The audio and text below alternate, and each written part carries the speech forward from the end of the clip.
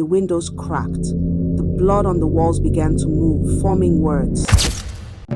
Lagos was buzzing with excitement. It was the wedding of the year.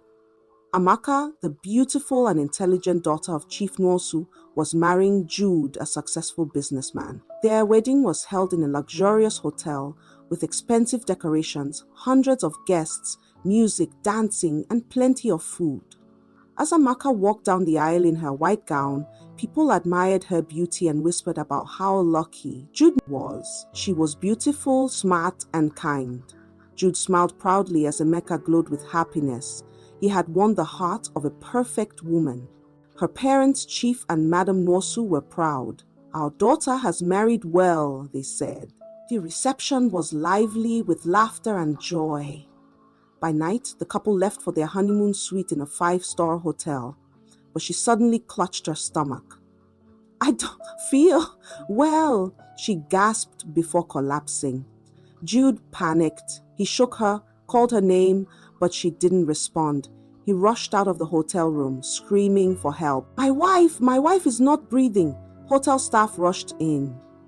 Amaka was lying lifeless on the bed, her skin cold. By the time the doctor arrived, it was too late. Amaka was dead. The news spread fast. The whole city was in shock. Lagosians couldn't believe it. How could a young, healthy bride die on her wedding night, just hours after saying "I do"? People whispered in shock. Chief Nwosu was heartbroken, and Mrs. Nwosu, Amaka's mother, fainted when she saw her daughter's lifeless body. Some said it was a spiritual attack. Others whispered that she had been poisoned or had a heart attack. But Amaka's mother, Mrs. Nwosu, screamed in grief, "No, my daughter was strong. Somebody killed her." But the autopsy found nothing suspicious. And since she had no wounds, the family buried her quickly in her wedding dress, according to tradition. By morning, Amaka was laid to rest. People cried as her white coffin was lowered into the earth. People went home shaking their heads in sorrow. Jude was silent throughout. His best friend, Conley, patted his back. "You need to be strong and rest, bro. You've been through a lot." Jude nodded and went home alone to his big empty house. That night, he sat alone in his house, staring at the ceiling. But just as he was about to sleep, he heard a sound. Knock, knock, knock. Jude's heart stopped. Who could be knocking at this hour? Knock, knock, knock. Jude slowly walked to the door and opened it. His blood turned to ice. Standing there, wearing the same white wedding dress she was buried in, was Amaka. Her skin was pale, her hair was loose, and her eyes were dark and hollow. "Jude," she whispered, her lips barely moving. "Someone killed me." Jude screamed and fainted.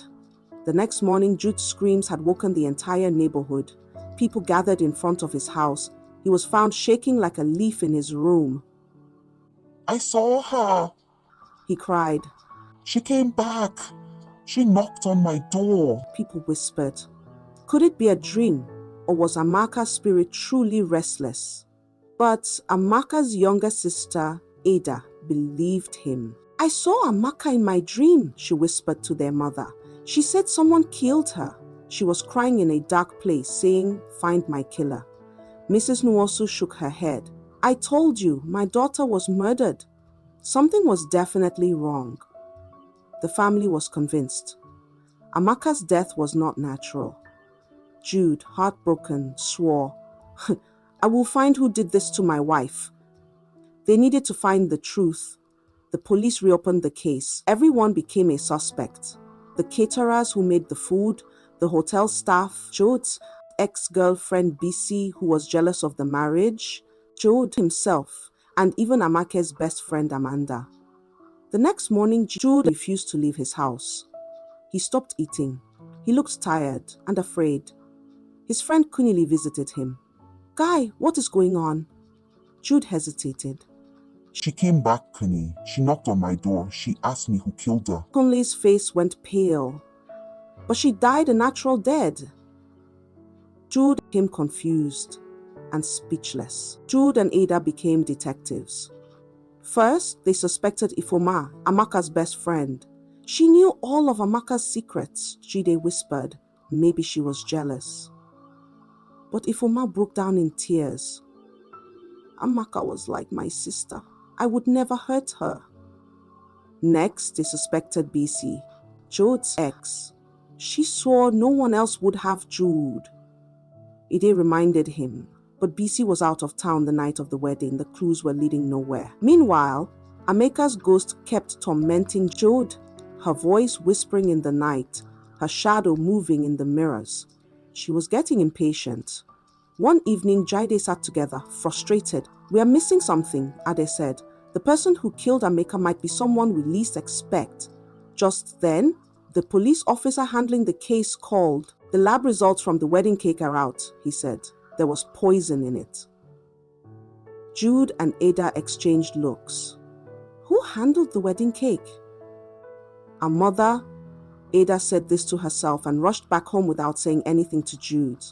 She rushed straight to their house to find any clues.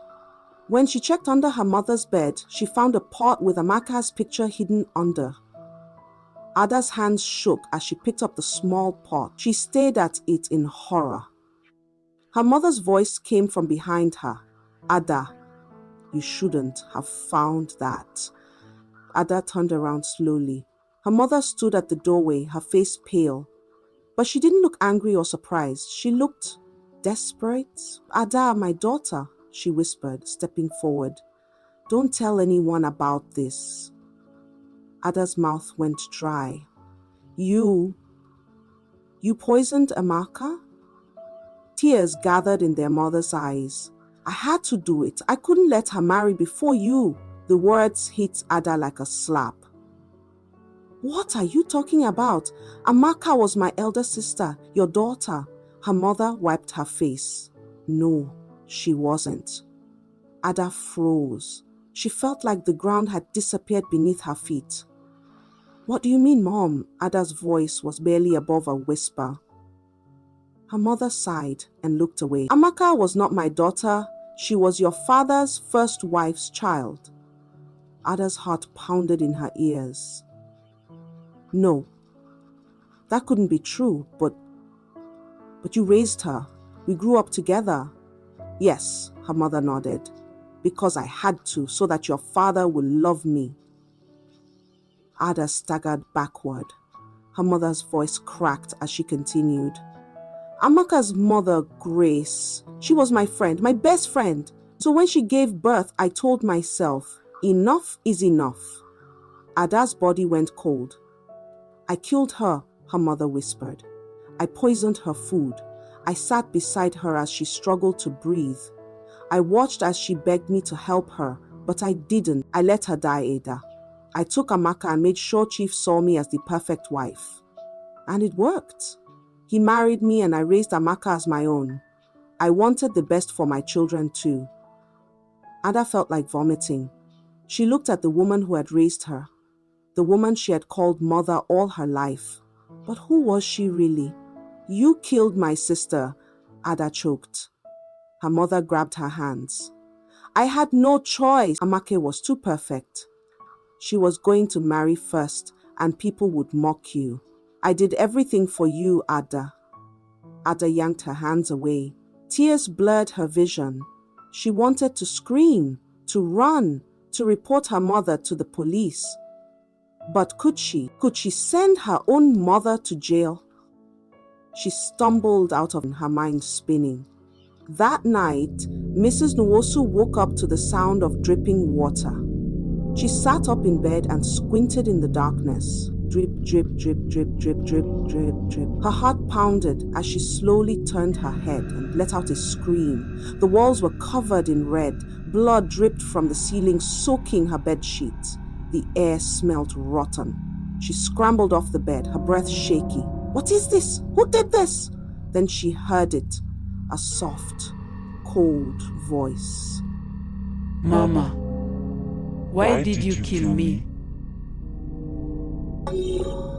Mrs. Nwosu froze. Her body trembled as she turned. Her once beautiful face was pale, her lips cracked, Her dark eyes burned with fury. Mrs. Nwosu stumbled back, shaking her head. No, no, this is not real. Amaka took a step forward. Confess. She tried to run, but the door wouldn't open. Amaka raised her hand and suddenly the room shook. The lights flickered, the furniture rattled and a cold wind blew through the room. Then, whip. The ghost, the windows cracked. The blood on the walls began to move, forming words. Confess or suffer. Mrs. Nwosu collapsed to the floor crying, Amaka, please forgive me. The ghost loomed over her. Confess, or I will never leave you. Mrs. Nwosu screamed. I will confess. The lights exploded. Everything went silent. The ghost of Amaka vanished. But Mrs. Nwosu knew. She was still watching. The village gathered for Amaka's 1 week remembrance. Chief Nwosu was dressed in white, his face full of sorrow. Jude sat with his head down, still grieving.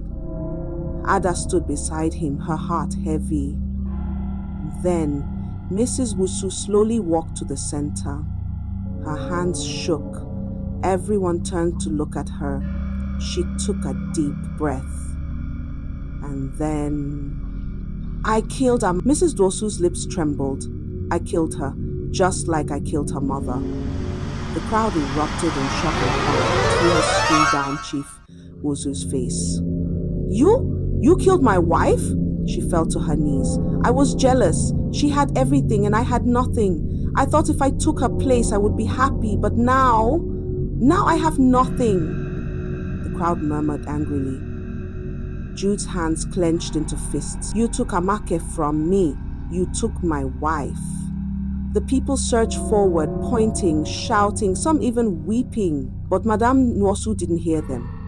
She staggered backward, gripping her head. A sharp, piercing laugh bubbled from her throat. A sound that wasn't hers, a sound that wasn't human. She clawed at her own skin. It's hot! It's burning! She shrieked and tore at her clothes. She's here! She's here! Her eyes darted wildly around, seeing things no one else could. Not forgiving. Her wedding dress was still stained with blood, her eyes hollow, her lips whispering something only Madame Nwosu could hear. You will never know peace, Mrs. Nwosu screamed. She ripped her gelly off, pulling at her hair, spinning in circles like a woman chased by demons. Madame Nwosu suddenly shot up and ran. She bolted through the crowd, laughing, crying, screaming all at once. And she was never seen again. Jude moved away, unable to stay in the house he once shared with Amaka. Ada visited Amaka's grave one last time. She placed a white rose on the tombstone. Rest, sister, she whispered. The wind blew gently. And somewhere in the distance, a soft, peaceful voice whispered back, thank you. If you enjoyed this story, don't forget to like, share, and subscribe for more thrilling tales. Hit the notification bell so you never miss out on the next chapter of suspense, mystery, and drama. Leave your thoughts in the comments. Thank you for watching.